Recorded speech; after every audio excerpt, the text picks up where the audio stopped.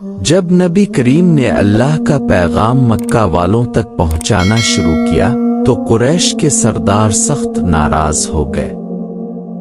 ان کے غرور، طاقت اور جھوٹے خدا خطرے میں پڑ گئے تھے۔ پہلے انہوں نے باتوں سے مذاق بنایا، پھر طعنہ زنی کی، پھر جسمانی تکلیفیں دیں، لیکن نبی کریم نے کبھی جواب میں سختی نہیں کی۔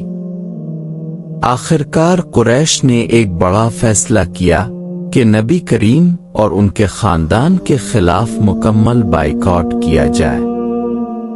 انہوں نے ایک ظلم بھرا معاہدہ لکھا اور اسے خانہ کعبہ کے اندر لٹکا دیا۔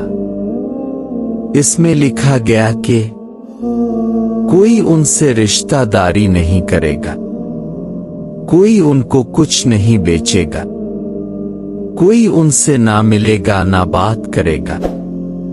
یہ لوگ مکہ کے سماج سے مکمل الگ کیے جائیں گے۔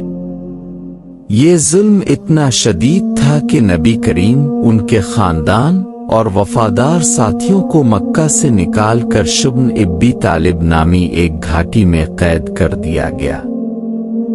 3 طرف پہاڑ، ایک طرف بند راستہ، وہاں نہ کھانا تھا نہ پانی نہ کوئی سہولت۔ 3 سال کا طویل اور تکلیف دہ وقت۔ یہ قید صرف چند دن کی نہیں تھی، پورے 3 سال تک یہ بائیکاٹ جاری رہا۔ گرمی کی دھوپ میں جلتی ہوئی زمین، سردی کی راتوں میں کپکپاتی ہوا، اور ساتھ میں بھوک، پیاس اور تکلیفیں۔ نبی کریم کے پیارے ساتھی حضرت علی، حضرت فاطمہ، حضرت خدیجہ اور کئی دوسرے صحابہ اس گھاٹی میں صبر کے ساتھ رہ رہے تھے۔ بچوں کے رونے کی آوازیں، بوڑھوں کی کمزوری اور ماؤں کا دکھ برداشت کرنا، سب کچھ ایک عظیم قربانی کا نمونہ تھا۔ حضرت خدیجہ، جو مکہ کی سب سے مالدار خاتون تھیں، وہ سارا مال دین کی راہ میں دے چکی تھیں۔ اب وہ بھی بھوک میں تھیں، مگر چہرے پر شکو نہیں تھا۔ حضرت ابو طالب، نبی کریم کے چچا، ان کی حفاظت کے لیے دن رات کھڑے رہتے۔ رات کو جگہ بدل بدل کر سلاتے، کہیں دشمن حملہ نہ کر دے۔ بچوں کی بھوک اور دعاؤں کا سہارا۔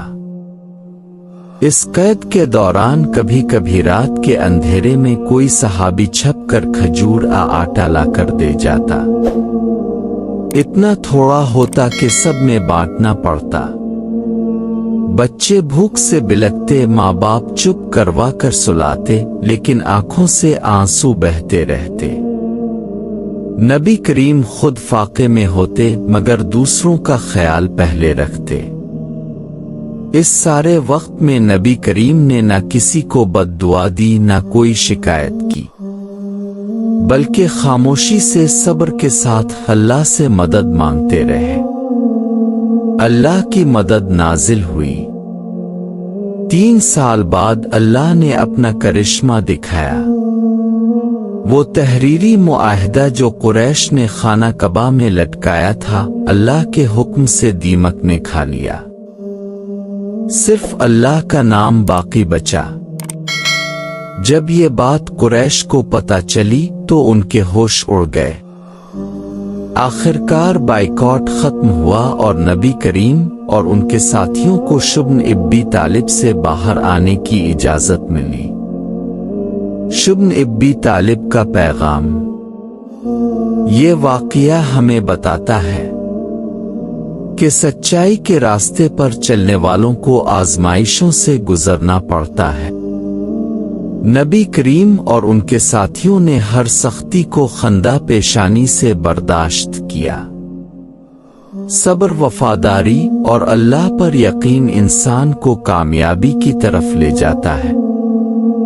شبن ابی طالب کی گھاٹی آج بھی ہمیں یاد دلاتی ہے کہ اللہ کے نبی نے صرف زبان سے نہیں بلکہ عمل اور قربانی سے دین کی بنیاد رکھی، اور ہم پر لازم ہے کہ ان کی سیرت کو اپنائیں، ان سے محبت کریں اور ان کی سمت پر چلنے کی کوشش کریں۔